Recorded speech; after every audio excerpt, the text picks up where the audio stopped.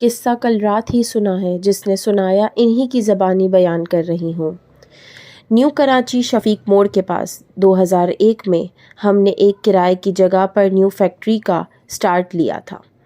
یہ ایک بڑا پلاٹ تھا جس میں 3 پورشن پر مختلف فیکٹریز تھی۔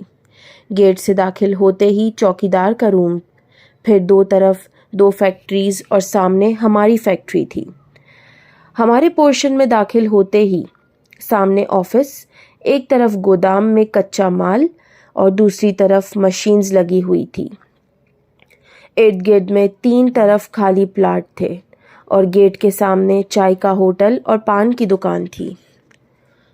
ہمارا نیا کام تھا تو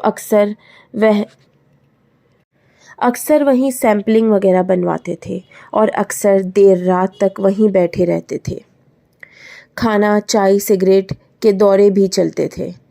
ایک رات قریب 10 سوا 10 پر لڑکے کو کھانا اور چائے سگریٹ لینے بھیجا ہوا تھا کہ اچانک بارش ہو گئی۔ تھوڑی دیر بعد کھانا آ گیا تو سب مل کر کھانے لگے۔ اسی دوران باتوں میں لڑکے نے کہا کہ ہماری فیکٹری کی چھت پر شاید چوکیدار کی بیوی یا بیٹی بارش میں لال جوڑا پہنے اکیلی نہا رہی ہے۔ ہم نے اس کو کہا زیادہ مت دیکھنا، یہ پٹھان اپنی عورتوں کے بارے میں کافی سخت ہوتے ہیں، کچھ غلط سمجھ لیا تو تجھے مار مور کر یہیں کسی خالی پلاٹ میں دفنا دیں گے۔ کھانا وغیرہ سے فارغ ہوئے تو بارش بھی رک گئی تھی۔ ہم سب گھر کے لیے نکل گئے۔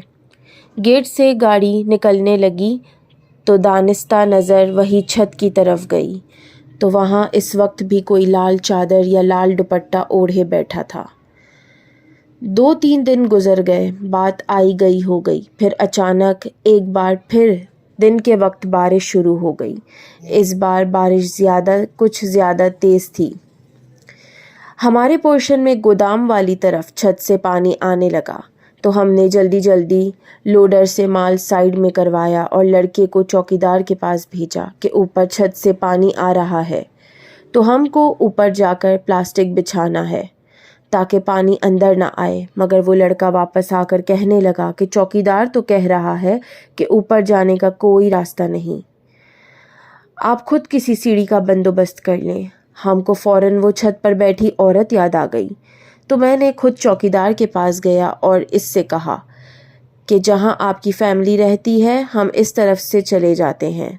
چوکیدار حیران پریشان کہنے لگا ہماری تو فیملی گاؤں میں ہے، چھت پر کوئی نہیں رہتا، نہ ہی کوئی راستہ ہے، تو عورت کہاں سے آ گئی؟ وہ سن کر ہم خوفزدہ ہو گئے، مگر بارش کا پانی چھت سے آ رہا تھا، اس کو روکنا بھی تھا تو برابر پورشن والوں سے سیڑھی لے کر لڑکوں کو بھیجا کہ چھت پر خیال سے جا کر پلاسٹک شیٹ بچھا آؤ۔ وہ اوپر گئے اور واپس آ کر بتایا کہ چھت پر کچھ کچرا تھا جس سے پانی جمع ہو کر نیچے فیکٹری میں آ رہا تھا۔ وہ دن تو خیریت سے گزر گیا، مگر جس عورت کو لال لباس میں دیکھا تھا اس نے دوسرے ہی دن صبح ہی اپنا اثر دکھانا شروع کر دیا۔ ہوا یوں کہ لوڈر صبح باتھ روم گیا تو اس نے باتھ روم میں چیخنا شروع کر دیا۔ ہم سب وہاں گئے تو دروازہ اندر سے بند کر کے وہ زور سے چیخ رہا تھا۔ وہ عورت باتھ روم کے باہر کھڑی اسے گھور رہی تھی۔ ہم نے اسے بتایا کہ کوئی نہیں ہے، تم باہر آ جاؤ۔ اس نے باہر آ کر بتایا کہ دروازہ بند ہونے کے باوجود اسے محسوس ہوا، بلکہ اسے نظر آیا کہ وہ عورت اسے دیکھ رہی ہے۔ اس کا پورا جسم سن ہو گیا، وہ ہل بھی نہیں پا رہا تھا۔ پھر شام کو پھر کسی کو محسوس ہوا جیسے اسے سرد ہوا چھو کر گزری ہو۔ میں مشین کے پاس کھڑا تھا، مجھے صاف نظر آیا کہ وہ عورت میرے پیچھے کھڑی ہے اور مجھے جھرجھری سی آ گئی۔ جیسے تیسے وہ دن گزرا تو اگلے دن معاملہ زیادہ خطرناک ہو گیا۔ ایک اور لوڈر گودام میں گیا تو اس نے کسی اور کو اپنے اوپر چھلانگ لگاتے دیکھا۔ وہ ڈر کر پیچھے ہوا تو لوڈنگ کی ٹرالی سے ٹکرا کر اپنا سر پھاڑ بیٹھا۔ اسے کلینک سمجھا کر بھیجا کہ کچھ الٹی بات نہ کرے ورنہ لوگ مذاق بنائیں گے اور پھر گھر چلے جائے۔ اب معاملہ زیادہ خراب تھا تو ہم نے بھی فیکٹری بند کی اور جس بروکر سے یہ جگہ لی تھی اس کے آفس پہنچ گئے. اسے سارا قصہ سنایا کہ اب یہاں کام کرنا مشکل ہے، مشینز وغیرہ کہیں اور شفٹ کرنا آسان بھی نہیں اور خرچہ بھی کافی ہو جائے گا. بروکر نے توقع کے برعکس بات سنی اور کہا کہ مجھے اس بارے میں کچھ معلوم ہے مگر کبھی کسی پر ایسا حملہ وغیرہ نہیں ہوا. ہم نے اس ہی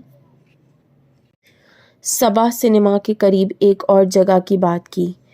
پھر اس نے اس لڑکی کے بھوت یا روح کی کہانی جو اس نے 4-5 سال قبل سنی تھی وہ بتائی کہ ہماری فیکٹری کے پلاٹ کے پیچھے خالی پلاٹ میں کچھ لوگ شام کے وقت ٹرکوں سے اسمگل شدہ مال اور شراب وغیرہ کاروں میں بھر کے منتقل کرتے تھے کہ ایک روز اس پلاٹ کے سامنے کچی آبادی سے ایک لڑکا جس کی 2 روز بعد شادی تھی وہ اپنے دوست کے ساتھ حجام کے پاس بال بنوانے نکلا تو ان گاڑیوں میں سے کسی ایک کار نے اسے ٹکر مار دی. لڑکا اور اس کا دوست ان سے الجھ پڑے تو خالی پلاٹ میں جہاں ٹرک کھڑے تھے ان لوگوں نے ان کو پکڑ کر خالی پلاٹ میں لے جا کر تشدد کیا جس سے دونوں ہلاک ہو گئے. وہ ان کو چھوڑ وہیں بھاگ گئے. لڑکوں کے گھر والے 2 دنوں تک انہیں ڈھونڈتے رہے اور پھر ان کی لاشیں وہاں سے ملی. یہ خبر سن کر دلہن کا بھی ہارٹ فیل ہو گیا. کہتے ہیں یہ وہی لڑکی ہے جو ان تینوں پلاٹس کے اطراف اپنے دولہے کے قاتلوں کو ڈھونڈتی پھرتی ہے. ہم نے وہ جگہ چھوڑ دی اور پھر کبھی مڑ کر اس روڈ کی طرف بھی نہیں گئے.